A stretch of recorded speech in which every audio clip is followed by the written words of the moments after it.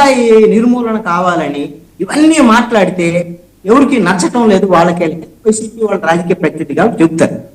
నేనేమంటానంటే నిజంగా పవన్ కళ్యాణ్ అలాంటి కోరికలు ఉంటే ఉండొచ్చాం, కానీ రౌడీజం నిర్మూలన, గంజాయి నిర్మూలన ఇవన్నీ కూడా జరుగుతున్నాయి ఆంధ్రప్రదేశ్లో.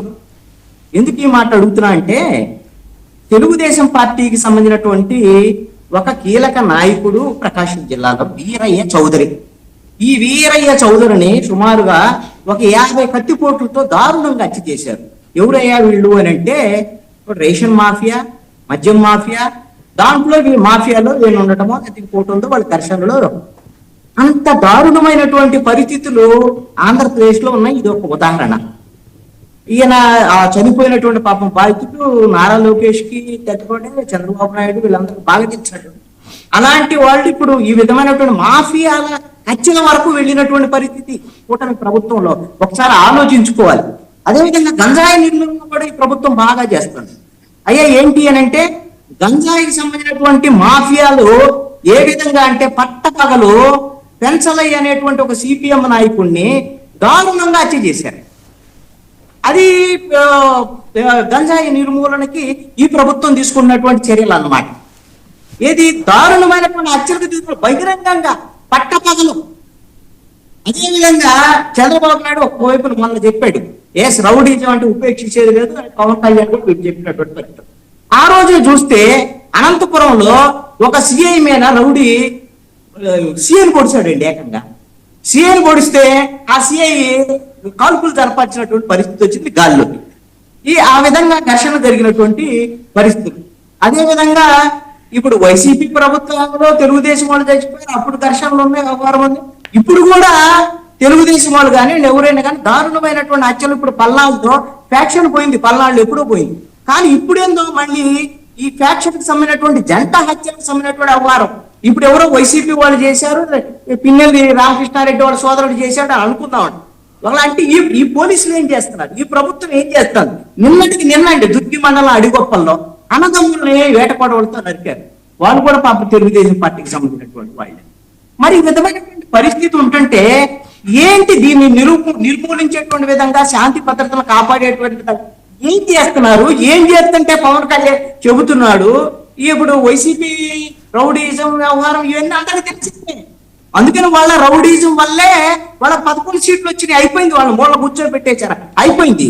ఇప్పుడు ఈ ప్రభుత్వంలో ఉన్నటువంటి వ్యవహారాల మీదనే ఇవన్నీ బహిరంగ సభలో మాట్లాడినా మొన్న ముఖ్యమంత్రి చంద్రబాబు నాయుడు పక్కనే కూర్చున్నటువంటి డిప్యూటీ సీఎం చాలా స్పష్టంగా కాన్ఫరెన్స్ లో చెప్పాడు, మొత్తము ల్యాండ్ గ్రాబింగ్ చేస్తున్నారు రాజకీయ నాయకులు, వీళ్ళు అధికారులు ఏం చేయలేకపోతున్నారు అని నేరుగా ముఖ్యమంత్రికి చెప్పాడు. ఇట్లాంటి విషయంలో సీరియస్ గా మీరు రెస్పాండ్ అవ్వాలని ముఖ్యమంత్రికి చెప్తే దీని మీద ఎట్టి పరిస్థితుల్లో ఉపేక్షించద్దు, ఎక్కడ 6 జిల్లాలకు సంబంధించినటువంటి వ్యవహారం చెప్పాడు. అంటే మనం వచ్చి ఈ కూటమి ప్రభుత్వము 9 సంవత్సరం 9 నెలలు అయింది. ఇప్పటికీ కూడా ఈ ఘటన జరుగుతుంటే మనం వచ్చేసి ఏదో వైఎస్ఆర్ కాంగ్రెస్ పార్టీ మక్కలిరగదంతా అద్దంతా ఇద్దంతా వాళ్ళంటే ఈ డైలాగులు చెప్తే ఇది ప్రాక్టికాలిటీలో ఏంటి అనేది ఒకసారి ఆలోచించుకోవాలి. సినిమా డైలాగులు బాగుంటాయి. ఇప్పుడు అంబటి రాంబాబు అడిగాడు, నువ్వు ప్రతిపక్షంలో ఉన్నప్పుడు మాట్లాడావయ్యా, డిప్యూటీ సీఎం అయ్యావు, కనీసం ఆ హోదా ఉంది, గౌరవం, ఆ హోదాని గౌరవం ఉండాల్సినటువంటి బాధ్యత ఉంది కదా అని అడుగుతాడు. ఆయన కాబట్టి ఇంకోళ్ళు అడుగుతారు, ఎందుకంటే వాళ్ళకి అడిగే అర్హత లేదు అనొచ్చు. వాళ్ళు అలాంటిది చేశారు, వాళ్ళు ఏ పదవుల్లో ఉన్నా అన్నిటినీ ఇష్టం వచ్చినట్టుగా చేశారు కాబట్టి వాళ్ళకి అడిగే అర్హత లేదు అనొచ్చు. మరి మిగతా వాళ్ళు అడుగుతారుగా, రాష్ట్రంలో ఉండేటువంటి వాళ్ళు డిప్యూటీ సీఎం ఏం భాష అది? ఏంటి మీరు, నేను అడుగుతాను, మీకు అది చేస్తాం ఇది చేస్తాం మక్కలేదు, మీకు మక్కలేదు తగ్గాల్సిన పని మీకెందుకు? మీకు అసలు ఎందుకు? పోలీసులు ఉన్నారు మీ దగ్గర, చట్టమే మీ చేతుల్లో ఉంది, మీకు 164 సీట్లు ఉన్నాయి, 21 ఎంపీ సీట్లు ఉన్నాయి. మీరు చిటికేస్తే మీకు చట్టం అమలైపోయింది. ఎవరు తప్పులు చేశారో వాళ్ళ మక్కలు ఎదుకొట్టి మన కోర్టులకు సంబంధించినటువంటి విషయంలో వాళ్ళ మేము చర్యలు తీసుకునేటువంటి అవకాశం ఉంటది కదా. ఊరికే మాట్లాడేందుకు అంటే ఇదంతా కూడా ఎందుకు మాట్లాడాడు పవన్ కళ్యాణ్ అని అంటే నాకున్నటువంటి సమాచారం మేరకు ఇప్పుడు ఈ మక్కల దాంతో తాట తీయటం వ్యవహారం ఇదంతా ఎందుకు వచ్చింది అని అంటే పవన్ కళ్యాణ్ కు వ్యతిరేకంగా జనసేన పార్టీలో కాపు సామాజిక వర్గం సంబంధించినటువంటి వాళ్ళు కొంత వ్యతిరేకత అనేటువంటిది, అసంతృప్తి వస్తుంది అనేటువంటిది బహిరంగంగా కనపడుతున్నటువంటి అంశం. ఎందుకు అని అంటే ఆయన వ్యవహార శైలి, ఆయన మాట్లాడుతున్నటువంటి తీరు, ఆయన నిర్ణయం ఏదైనా కావచ్చు.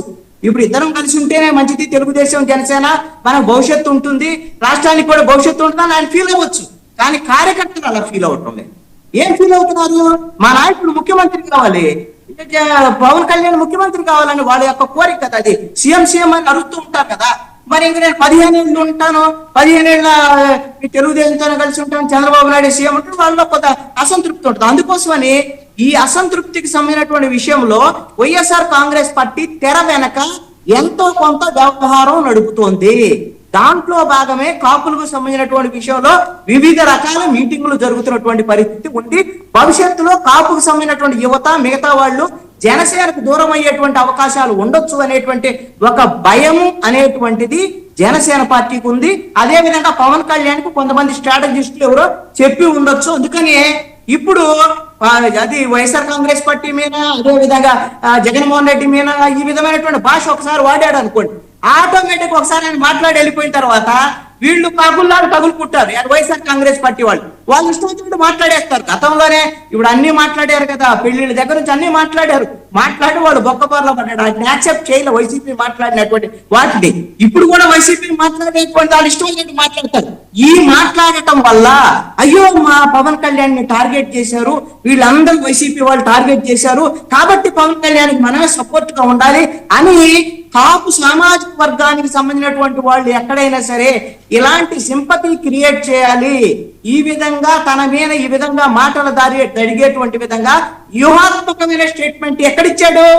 గోదావరి జిల్లాలో పెరవలేని ఊళ్ళు అనుకుంటా బహిరంగ సభలో మాట్లాడాడు. ఇది స్ట్రాటజీ. మరి దీని మీద దానికి ఏదో రాష్ట్రము, రౌడీలు, అది ఇదని ఇవన్నీ చెబితే ఎవరు నమ్ముతారు? ఇవన్నీ నమ్మేటువంటి వ్యవహారమేనా? మీరు పిడుక్కు బియ్యానికి ఒకటే మంత్రం అన్నట్టుగా అన్నిటికీ వైఎస్ఆర్ కాంగ్రెస్ పార్టీ అనేటువంటి విధంగా చెప్పటం అనేటువంటిది మొదట 6 నెలలు పనికొస్తుంది. కానీ అంతా అయిపోయి సంవత్సరం 9 నెలల తర్వాత 2 ఏళ్లు గడుస్తున్నటువంటి ఈ క్రమంలో ఈ ప్రభుత్వ వైఫల్యాలు వీటిని సరి చేసుకోకుండా వైసీపీ మీద అన్ని నెట్టేస్తామంటే కుదిరేటువంటి పని కాదు. వైసీపీ వాళ్ళు వాళ్ళ నోటికి వచ్చినప్పుడు ఎప్పుడు మాట్లాడతారు, వాళ్ళకి ఓడిపోయినా వాళ్ళకి బుద్ధి రాదు. అందుకని మన జగన్మోహన్ రెడ్డి నేను జైలుకు పంపిస్తాను, వాళ్ళని వీళ్ళని పారిశ్రామికతను జైలుకు పంపిస్తాను అది మాట్లాడాడు. ఆయనకు ఆ భాష తెలుసు, ఆయనకు బెదిరించడమే తెలుసు. దానివల్ల ఏమైతే వైఎస్ఆర్ కాంగ్రెస్ పార్టీకి మరింత లాస్ అయ్యేటువంటి అవకాశం ఉంటుంది. ఆ భాషలోకి మరి పవన్ కళ్యాణ్ ఎందుకు పోవాలి అంటే దాని వెనక తనను తిట్టించుకోవడం ద్వారాగా కాపు సామాజిక వర్గం నుంచి కొంత సింపతి పొందాలనేటువంటి రాజకీయ వ్యూహం ఉందనేటువంటిది మాత్రం కనపడుతున్నటువంటి అంశం. Right, okay. మనోహర్ దేవ్ కూడా జాయిన్ అయ్యారు. మనోహర్ వినిపిస్తుందండి? Okay okay. పవన్ కళ్యాణ్ గారి మీద అంబటి రాంబాబు గారు చేసిన వ్యాఖ్యలు పిచ్చి పిచ్చిగా మాట్లాడుతున్నారని, చంద్రబాబు